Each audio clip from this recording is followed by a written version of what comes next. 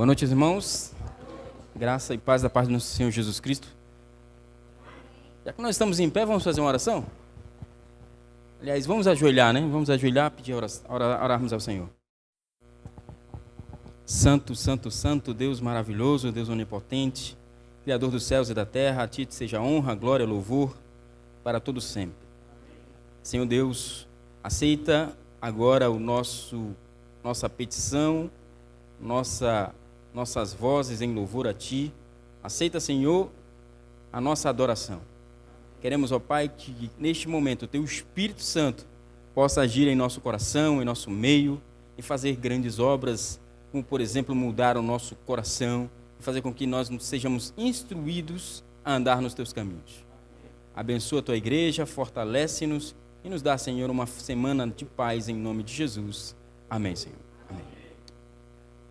Muito bem.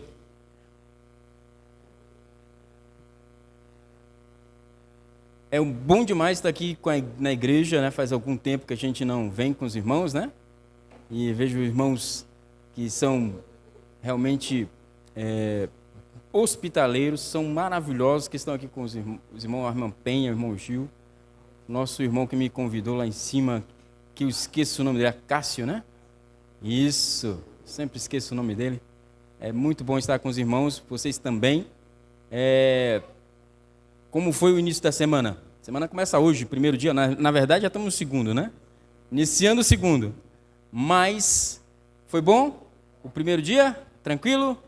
Graças a Deus. Meio quente, né? Porto Velho está bem quentinho. Meio quente. Hoje até que deu uns ventos por aí para diminuir mais o calor, né? Mas que bom que nós estamos na casa de Deus e é bom a gente começar a semana na casa do Senhor, né? Terminar a semana no sábado na casa do Senhor e começar a semana na casa do Senhor. Bom demais, hein? E nós temos um tema hoje muito interessante para os irmãos. Eu acho que vocês já leram bastante esse texto, muita gente já deve ter trazido esse texto para os irmãos. E eu vou trazer também esse texto, mas eu tenho uma visão um pouquinho diferente. Eu fiquei vendo muitas pregações a respeito do texto que nós vamos ler agora, e eu vi muita coisa semelhante. Eu disse, não, mas tem algumas coisas mais profundas que a gente pode tirar desse texto, ok? E tem alguém que está vindo aqui pela primeira vez? Tem alguém aqui que está vindo na igreja na primeira vez? Já tem alguém aqui que a segunda vez, mas ainda não batizou? Hã? Tem? Que bom, então. Seja bem-vinda, viu? Sejam bem-vindos todos na casa de Deus, tá? A casa não é minha. Os irmãos prepararam a casa aqui para todos, né? É a casa de oração para todos que se achegam aqui. Então, sejam bem-vindos, tá? E que Deus fale também ao teu coração, fale ao nosso coração, que Ele fale alto, né? E firme com você, ok? Vamos abrir nossa Bíblia aí no livro de Lucas, capítulo 18 de Lucas, ok? Eu vou tentar esmiuçar um pouco, tá? Eu tenho muita coisa dentro desse texto, muita coisa mesmo, mas eu vou esmiuçar um pouquinho só, para a gente poder compreender o que o Senhor tem a nos dizer esta noite, tá bom? Não vou pegar todos os dados que tem dentro desse texto, é um texto rico, rico demais, mas a gente vai pegar os textos, a parte dos textos principais aqui, e vamos destrinchar esse texto aqui, de capítulo 18, verso 35 até o 42, ok? Certinho? Abrimos aí? Ok, vamos ler aqui? Diz assim: E aconteceu que, ao aproximar-se ele de Jericó, estava um cego assentado à beira do caminho, pedindo esmolas. E ouvindo o tropel da multidão que passava, perguntou o que era aquilo. E anunciaram-lhe que passava Jesus, o Nazareno. Repitam aí comigo. Eu estou querendo saber que você está acompanhando. Então ele clamou: Jesus, filho de Davi, tem compaixão de mim. E os que iam na frente o repreendiam para que se calasse. Ele, porém, cada vez mais gritava mais: Filho de Davi, tem misericórdia de mim, gritava o cego, né? Então parou Jesus e mandou que lhe trouxessem. E tendo ele chegado, perguntou-lhe: O que queres que eu te faça? Respondeu ele: Senhor, que eu torne a ver. Então Jesus lhe disse: Recupera a vista e a tua fé te salvou. Ok, muito bem. Lemos o texto. Deixa marcado aí porque a gente vai dar um passeio nesse texto aqui pela Bíblia, tá ok? Primeira coisa que a gente entende aqui é que Jesus estava indo para que cidade? Ele ia passar por Jericó, mas ele estava indo para que cidade? Bem, Jesus ele estava indo agora para aquela última semana da sua vida, né? Da vida dele como aqui, né? Então, ele iria ser crucificado. É tanto que no capítulo 18, verso 31 ao 34, Jesus fala que ele estava indo para Jerusalém e que lá ele iria ser crucificado. Tá? Ele fala para os discípulos aqui, ok? Então, Jesus estava indo para Jerusalém. Jericó é uma cidade que fica a uns 20 quilômetros de Jerusalém. Então, é caminho, né? Caminho. Só que Jericó é uma cidade baixa e Jerusalém é uma cidade alta. Presta atenção. Jericó é uma cidade mais baixa que Jerusalém. Ok? Uma coisa que a gente tem que prestar atenção aqui também. Jericó é uma cidade que eu vou chamar ela de rebelde. Porque, na verdade, ela nasceu como uma cidade rebelde. Ela faz parte aqui do grupo de cidades de Israel, mas que no princípio, quando Israel chegou lá, essa cidade, ela se fechou para Deus.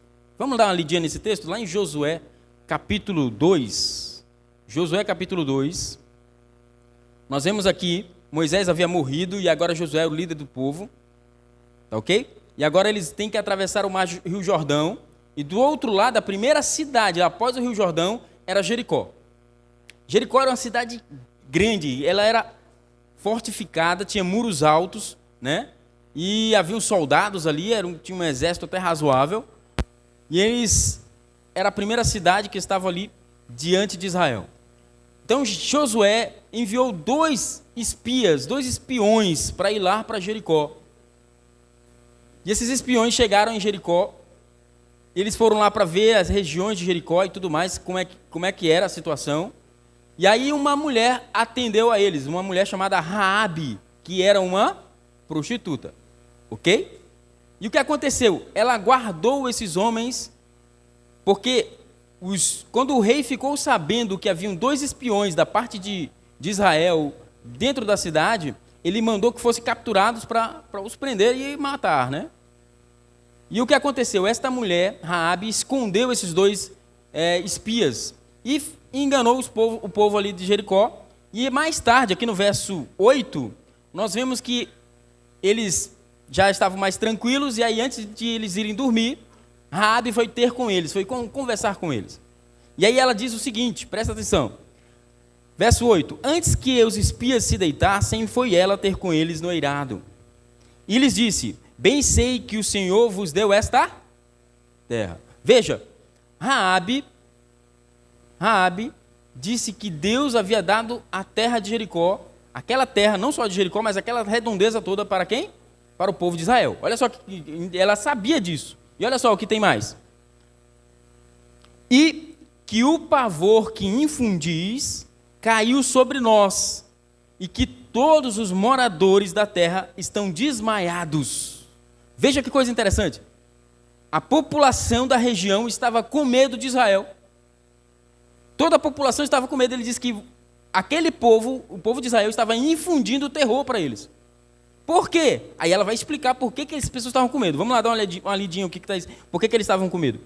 Porque temos ouvido, verso 10, que o Senhor secou as águas do Mar Vermelho diante de vós, quando saíes do Egito, e também o que fizeste aos reis dos amorreus, Seom e Og, que estavam além do Jordão, os quais destruístes. Ouvindo isto, desmaiou-nos o coração, e não há mais ânimo em ninguém, por causa da vossa presença, porque o Senhor vosso Deus é Deus em cima nos céus e embaixo Veja, isso aqui é 40 anos após o Mar Vermelho ser aberto. 40 anos, a notícia de que um Deus poderoso pegou um povo escravo, libertou, abriu o Mar Vermelho e destruiu o exército egípcio, tinha chegado a eles. 40 anos eles estavam ouvindo a história de que aconteceu no passado com esse povo de Israel. E agora eles estavam o quê? O mesmo povo que Deus abriu o Mar Vermelho, que destruiu o exército egípcio, que fez as 10 maravilhas lá no Egito, agora estava diante deles. Aí o que aconteceu? O povo ficou com medo. Ficou com medo. Mas eu quero perguntar uma coisa. Raabe estava com medo? Raabe estava com medo? Não. Raabe falou algo mais com eles. Falou assim, ó, eu sei que essa terra é de vocês. Tudo isso aqui é de vocês, que o Senhor Deus deu para vocês. Nosso reino já era, já não existe mais. É seu, vai ser uma cidade de vocês. Mas eu quero que faça uma coisa com vocês. Eu sei que vocês vão tomar essa cidade, mas mantém vivo a minha família e a mim. Foi o que ela pediu para eles. Foi ou não foi? Foi. Porque ela sabia que esse Deus poderoso estava vindo com o seu povo. Eu pergunto para você, se você estivesse na época de Raabe, dentro da cidade de Jericó, sabe, seguindo aqueles deuses que tinham lá, seguindo aqueles deuses de pedra, de ouro, de prata e tudo mais, e soubesse que um Deus poderoso que abriu um mar vermelho, que ela falou que é um Deus no céu e na terra, não é isso? Que ela falou ali? Estava vindo agora na sua direção e que não tinha como fugir, que aquela terra ali, que tinha sido dada para Abraão lá no passado, e que agora Deus estava devolvendo para o povo dele, você não ia mais, você estava no meio, e aquele lugar não ia ser mais daquele seu povo, o que você faria? Você se rendia, você fugia, ou você fechava o portão e ia lutar com esse povo, com esse Deus? O que você faria? Hã? O que você faria? Se rendia, não se rendia? Pois isso está acontecendo.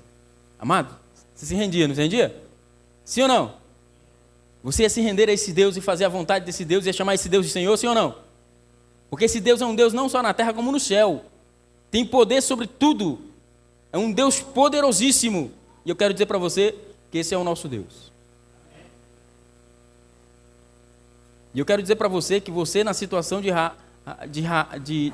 um Jericó, de um morador de Jericó, você tem essas três condições: ou se render, ou fugir, e você não vai muito longe, porque Deus está em todos os lugares, ou você lutar contra Ele.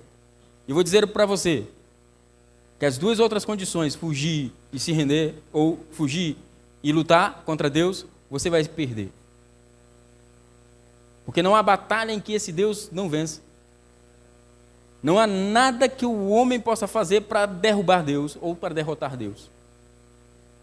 Porque Ele é o Criador do ser humano. Porque Ele é o Deus poderoso que criou tudo isso. E quem é o homem que pode lutar contra Deus? Tem a pergunta lá no livro de Jó, capítulo 9, verso 7. Verso 4, desculpa. Quem é que pode vencer Deus? Eu vou dizer, ninguém. Raabe fez a melhor decisão da vida. Eu vou dizer uma coisa, esse Deus que fez essas maravilhas no passado é o mesmo Deus que está aqui hoje. Amém?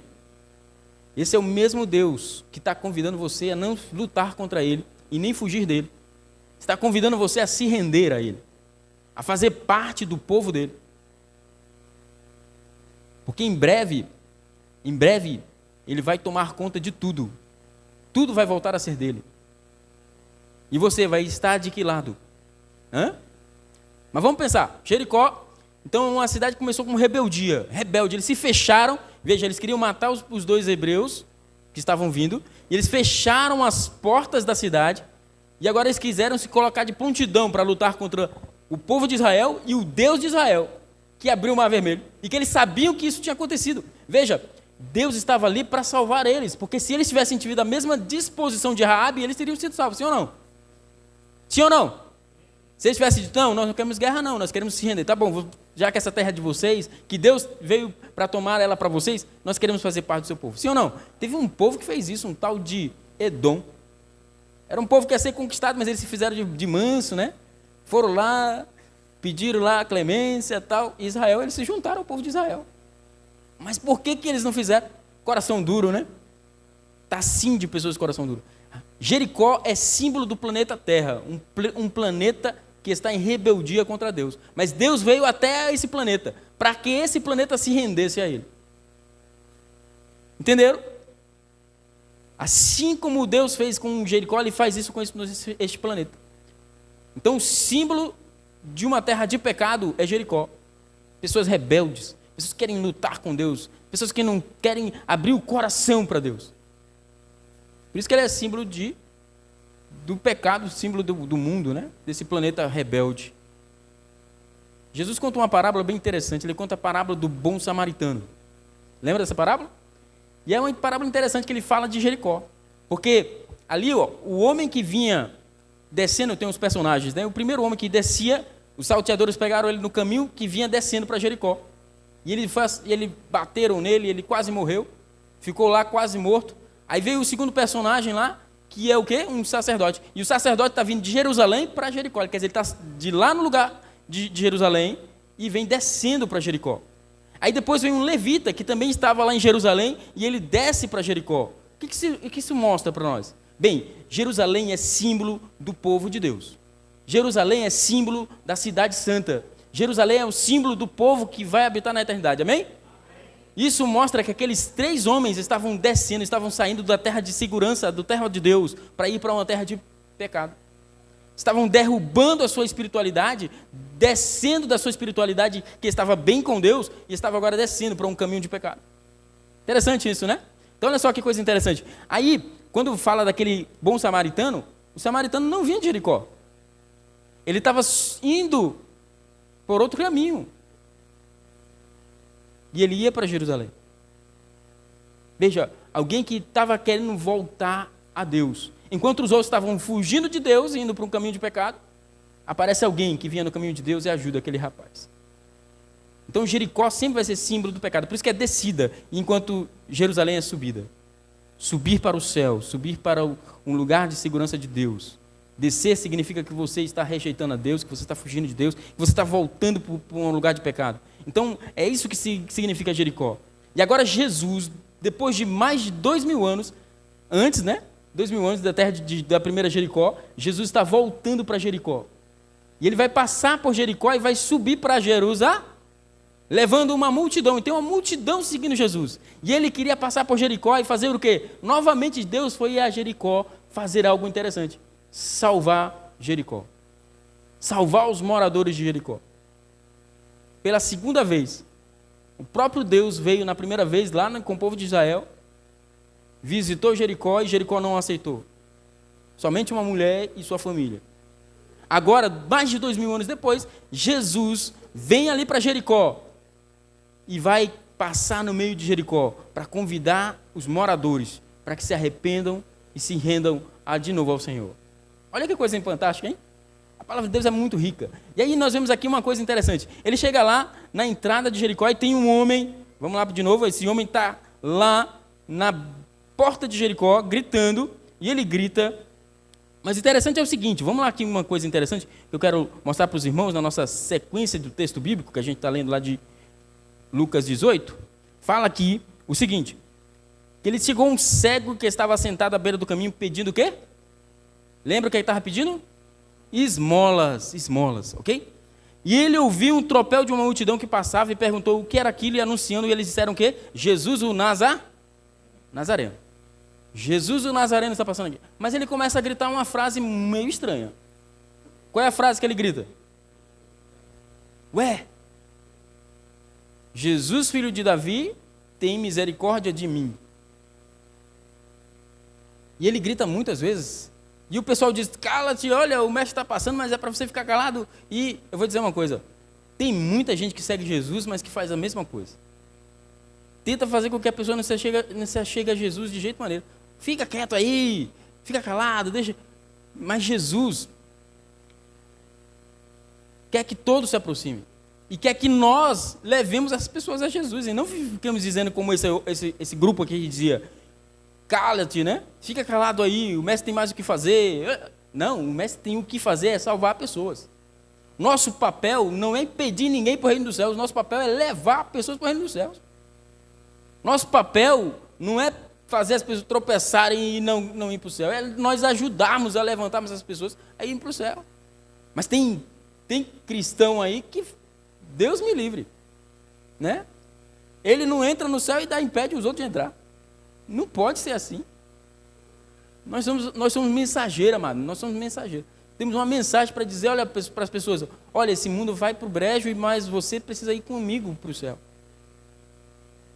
Esse mundo vai de mal a pior e você precisa ir para o Senhor. Entendeu? Não é bloquear a passagem de ninguém. E aqui uma coisa interessante, ele grita, Jesus, filho de Davi. Aquela multidão dizia, é quem? Jesus o Nazaré? Por que ele gritava filho de Davi? Davi. Quem era Davi? Davi era um rei de Israel, que foi ungido por um profeta chamado Samuel, certo? Foi ungido. O Messias é chamado Messias porque essa palavra significa um ungido. Ia ser ungido rei, né? Ungido como rei. Assim como Davi foi ungido para ser rei, o Messias também tinha que ser ungido para ser rei. Ok? Porque essa era a promessa.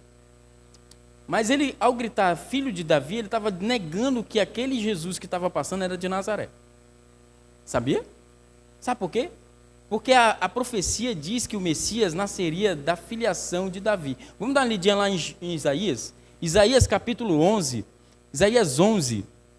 Deixa marcada aí Lucas, tá? 18. A gente vai dar umas pinceladas em Lucas sempre. Mas a gente vai dar uma olhadinha aqui.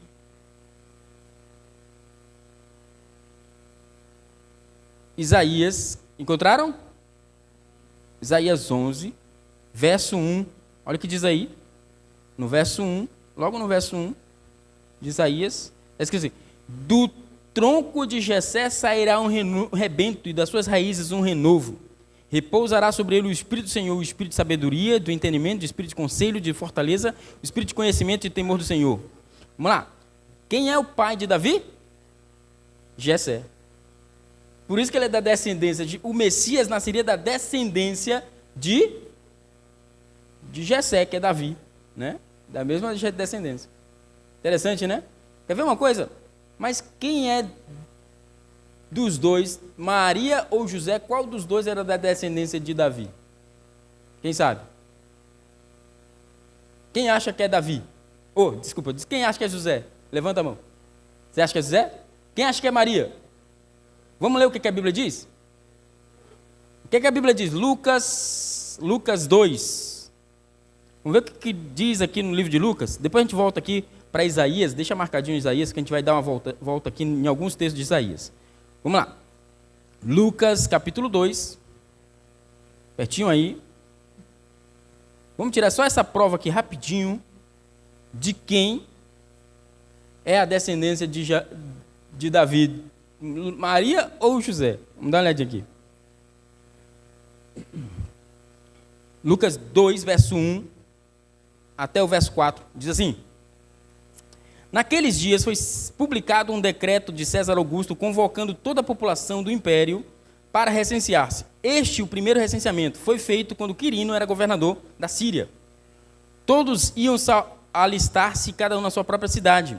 José também subiu da Galileia, de Nazaré, da cidade de Nazaré, para a Judéia, cidade de Davi, chamada Belém, por ser ele da família e da casa de... Quem era dos dois que era da família de Davi? José. Amado, foi por isso que o anjo apareceu para ele: olha, não sai do seu negócio, senão a profecia não dá certo. Falou para ele: não foge não, que você faz parte da profecia. Entendeu? Então, olha, ninguém te engane. Todos os textos que você vai ver de Mateus, tem 2 textos em Mateus, 2 textos em Lucas, todos eles vão apontar José como sendo descendente da família de Davi. Ok? Então, por isso que o anjo apareceu para ele dizendo: olha, você não vai fugir não. Você tem que cumprir a profecia, vai casar com ela. Ok? Então, põe na sua cabeça, quem é da descendência de Davi para cumprir a profecia é José. Vamos, então, à frente, diz assim. Então, já vimos aí. E ele nasceu em que cidade? Belém. E o Messias devia nascer em que cidade? Miqueias capítulo 5, verso 2. Miqueias 5, verso 2.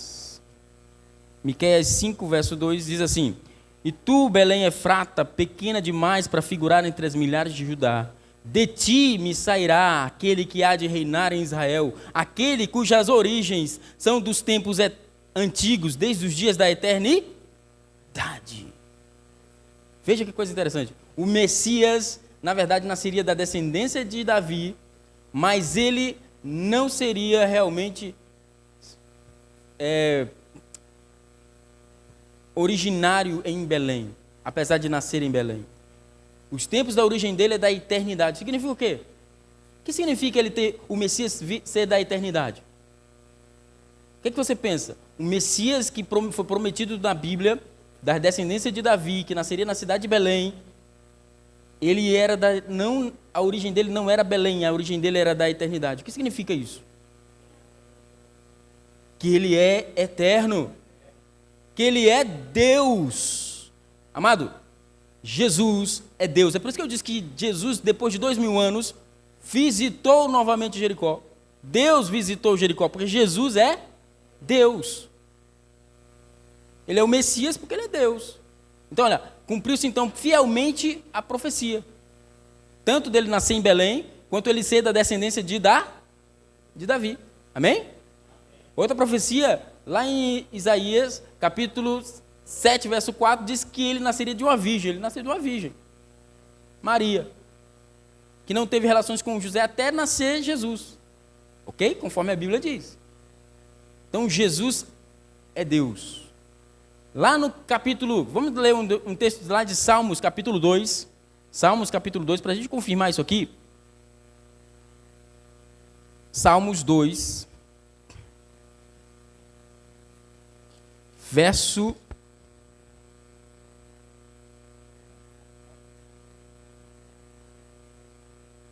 Salmos 2,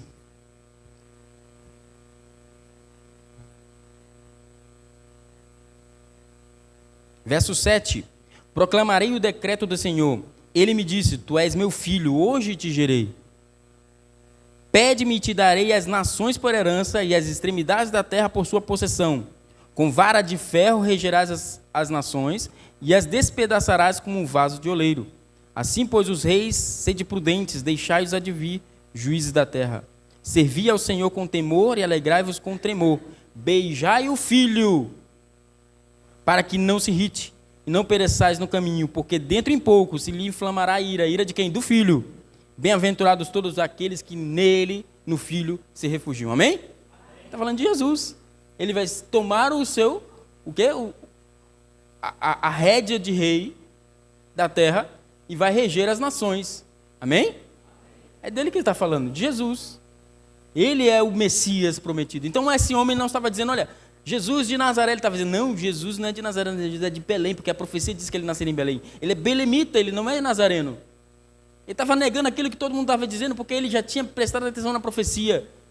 Mas eu pergunto para você, se Jesus dissesse que ele era de Belém, que ele tinha nascido em Belém, que era filho de um belemita, que é da descendência de Davi, tinham matado ele crucificado? Tinham? Judeus sabem da profecia. Se ele nasceu em Belém, é filho de um homem que é da descendência de Davi, eles iam matar Jesus? Jesus deixou quietinho no lugar, porque ele precisava morrer em Jerusalém para nos... Se ele não morresse, amados, nós estávamos perdidos. Se ele não morresse naquela cruz, estava a humanidade toda perdida. Deus ia ter que destruir o planeta todo, não ia sobrar ninguém.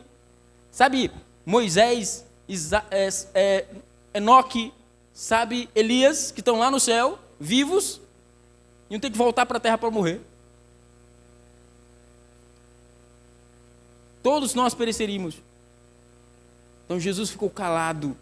Como o Pilatos perguntou, o que é a verdade para Jesus? Jesus ficou calado, porque se ele respondesse, ele não seria condenado.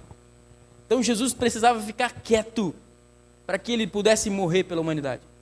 Morrer por mim e por você. E aquele homem entendia quem Jesus era. Por isso ele gritava, Jesus, filho de Davi, tem misericórdia de mim. Jesus, eu sei quem você é, eu sei que você é o Messias, eu sei que você é o Salvador, você veio a este mundo para nos resgatar. Foi isso que aquele homem estava gritando, e é isso que aquela multidão não entendia. Jesus não era Jesus o Nazareno, apesar de ter morado em Nazaré, vivido em Nazaré, crescido em Nazaré, mas ele nasceu em Belém, amém?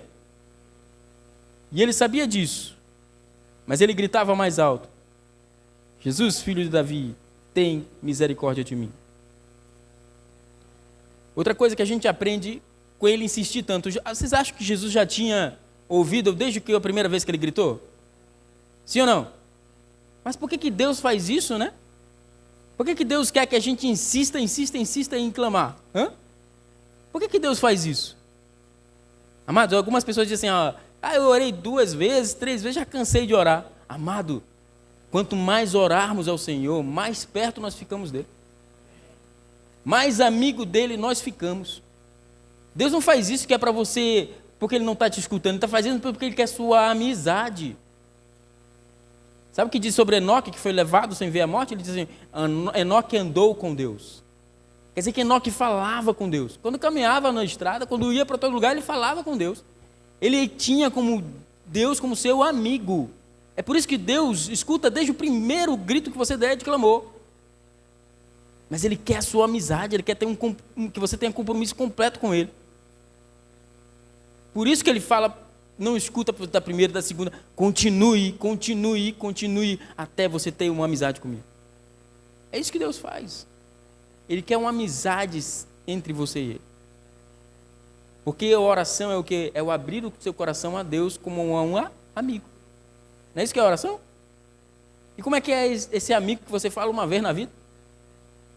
Amigo, você vai frequentemente com ele, não vai ou não vai? Vai na casa dele, visita ele visita você, ele vice-versa. Vai fazer a mesma coisa, Deus vai fazer a mesma coisa. Por isso que ele fala insistentemente para que você continue. Jesus já tinha ouvido antes. Desde o princípio, Jesus já tinha ouvido isso. E então Jesus mandou que trouxessem ele, e tendo chegado, perguntou-lhe, o que queres que eu te faça? Essa pergunta aqui parece ser simples, né? O homem é cego. Você pergunta, se você tem afeição com Deus, você tem ligação com o Pai, você pergunta assim, o que queres que eu te faça?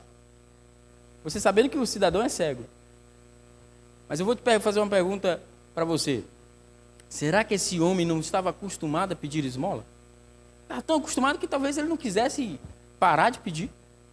Ou talvez ele quisesse permanecer cego, mas quisesse riqueza. Outra coisa. O que queres você mesmo que eu te faça? Essa pergunta tem muito a ver com a missão que Jesus veio a fazer aqui. Você quer mesmo ser liberto do estado que você está?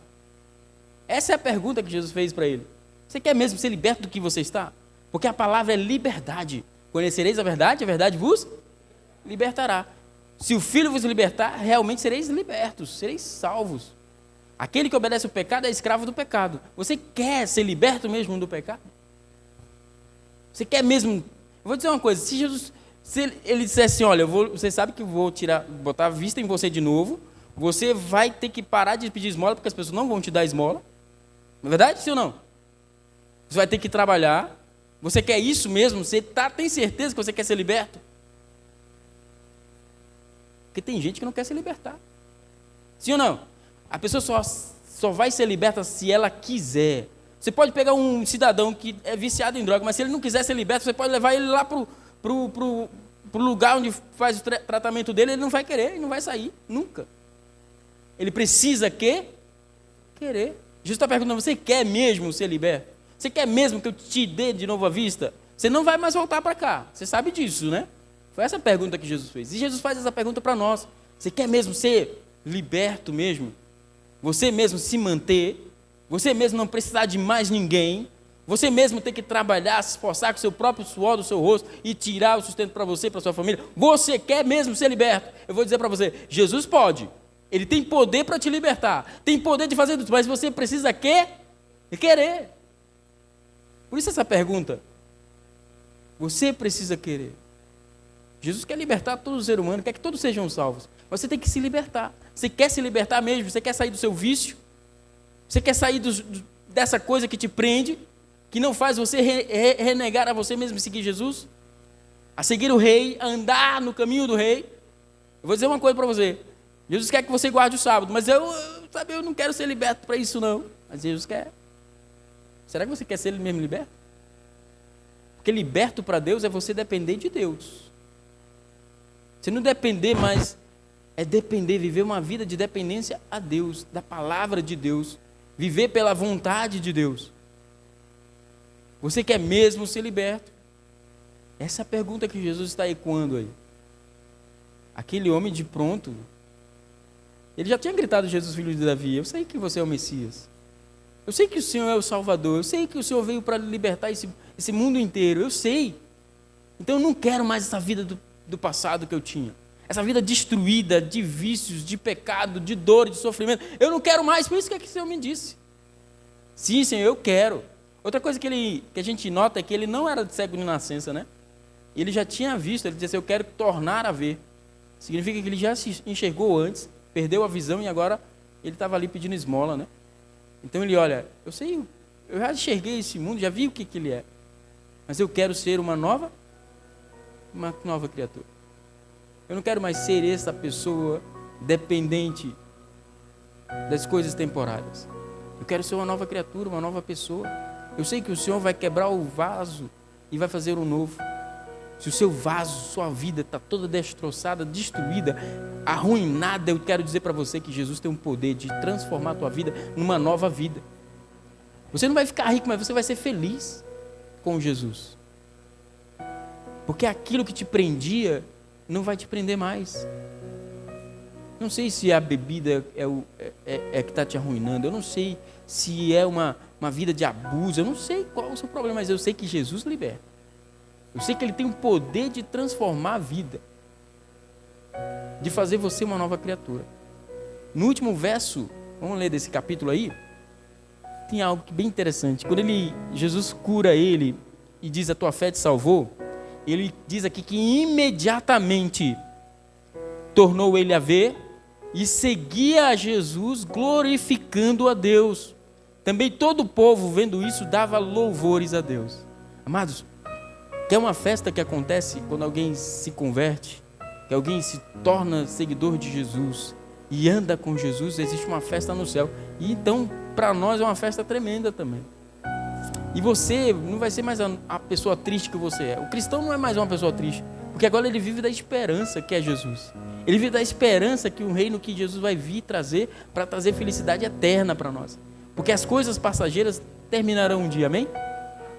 Mas as coisas eternas que Deus vem trazer a esperança para nós, essas não vão passar nunca. Jesus, Ele quer te libertar hoje, para que você seja começar a ser feliz hoje. E aí você, por uma pessoa feliz, vou dizer uma coisa para você. A gente vive num lugar que é um lugar de lágrimas. A gente morre todo dia, não é verdade? Jesus não está prometendo para você que você hoje, não vai morrer. Ele está prometendo hoje que se você morrer, Ele vai ressuscitar você. Vai ressuscitar você no final do último dia e vai levar você para um lugar de eternidade. Ele está prometendo para você, não que você vai ficar livre das doenças. Ele não está prometendo isso. Ele está prometendo que você, nele, você pode até morrer de uma doença, mas que Ele vai tirar você desse lugar e te dar um lugar melhor. Jesus não está te prometendo que você agora vai ficar rico, abastado, próspero. Deus não está prometendo isso. Jesus está prometendo que toda a riqueza do mundo que tem aqui não vale nada, mas que Ele vai te dar uma fortuna quando você chegar lá. Você vai ter uma mansão, vai andar numa cidade de ruas de ouro. Imagina pisar em ouro. Hoje o pessoal se mata por ouro. Lá a gente vai nem ligar para isso. O ouro vai ser ladrilho. Uma cidade fantástica que você vai estar lá. Deus não está prometendo para você, para esse mundo, as coisas eternas, porque esse mundo vai passar. Tudo nele vai passar. Ele está prometendo que Ele vai voltar e você vai receber um galardão da qual nem olhos viram, nem ouvidos ouviram, nem penetrou no coração humano aquilo que Deus tem preparado para mim e para você. É isso que Ele está prometendo. E Ele quer que você saia daqui imediatamente como saiu esse homem, feliz da vida, porque encontrou a verdade, o Salvador. Teve um encontro com o Salvador. Jesus o salvou. Sabe, tem caminhos que você pode seguir. Caminho para Jerusalém ou caminho para Jericó? Caminhos perdidos para perdição, destruição de casa lá e tudo mais, ou o caminho para a eternidade. 2 caminhos nós temos a seguir. Jesus está te convidando a seguir no melhor caminho, apesar de ser apertadinho, difícil de andar, vai ter uns tropeços, mas você vai passar. O outro é largo, é o caminho de Jericó, largo. cheio de coisas, brilhos, ilusões, fantasias, loucuras. Mas é o caminho que leva a um lugar errado, leva para a destruição. Jesus está te prometendo que você vai ter dificuldades enquanto você andar com Ele, mas Ele vai estar contigo todo momento do caminho. Todo o caminho até Jerusalém, Ele vai estar com você. Eis que estou convosco todos os dias, até a consumação do céu. E sabe, e se tiver um momento de tristeza no caminho, Ele vai estar com você.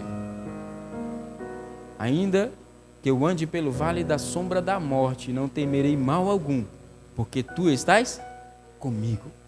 Sabe, caminho da sombra da morte nós vamos ter, mas nós sabemos que o Senhor está conosco. Então, se você veio pela primeira vez e quer se render a Jesus, o Rei dos Reis, o poderoso Senhor, que abriu o mar vermelho, passou o seu povo em seco, que fez maravilhas no Egito, fez maravilhas ao longo da história, trouxe seu povo seguro para o seu lugar. Ele é o mesmo Deus. Jesus veio a este mundo para provar que Ele continua sendo o mesmo. Ele continua sendo misericordioso, amoroso, e sempre você pode contar com Ele. Ele é o mesmo. Não saia daqui sem Jesus. Não saia desse lugar sem Jesus, porque Jesus está fazendo uma visita para você. Assim como visitou Jericó, Jesus está visitando o teu coração, e Ele bate a porta, e Ele quer que você atenda e aceite o seu convite de fazer parte do seu povo, fazer parte da sua igreja, daqueles que estão se preparando para ter um encontro com Jesus. Em breve nos encontraremos com Ele, com aquele que nos salvou. Por isso nós somos felizes. Feche seus olhos, vamos orar. Senhor Deus Todo-Poderoso, Tu colocaste em nós, Senhor, um desejo pela vida eterna. Tem no nosso coração, no coração de qualquer ser humano, de qualquer ser vivo, a vontade de ficar vivo, de ficar e viver. Por isso, Senhor, esse desejo só é preenchido com a presença de Jesus, porque é Ele quem é o dono da vida. Ele é o caminho, a verdade e a vida. Por isso, Senhor, a melhor escolha para qualquer ser humano é escolher que Jesus faça parte da sua vida. Escolher que Jesus seja o Senhor, seja o Salvador da sua vida. Porque é Ele, Senhor, só é Ele, o Teu Filho, que Tu enviaste. É Ele que preenche as lacunas do nosso coração. É Ele que refrigera a nossa alma. É Ele que dá um sopro ideal de felicidade nessa vida tão curta. É Ele que dá sentido para o que nós fazemos, andamos, respiramos. É Ele, Senhor. É o Teu Filho, aquele que Tu enviaste como Senhor para nos resgatar. Por isso, Senhor, nós escolhemos Jesus. Aqui há pessoas, todas nós escolhemos andar com Cristo Jesus. Andar, fazer a vontade dele para que tenhamos uma vida alegre e feliz enquanto estivermos aqui. Para que nossa alegria seja completa, nós sabemos que um dia Jesus voltará. Ele, o nosso Senhor, nosso Salvador, aquele que nos redimiu, nos purificou, nos limpou de nossos pecados, que nos tirou das trevas para a sua maravilhosa luz. Ele voltará para nos dar, para toda a eternidade, a sua presença completa em nossa vida. Porque o céu sem Jesus seria triste. O céu sem Jesus não teria valor. Mas com Jesus, Ele é a nossa herança, a nossa riqueza, nosso bem maior. Jesus Cristo, nosso Senhor.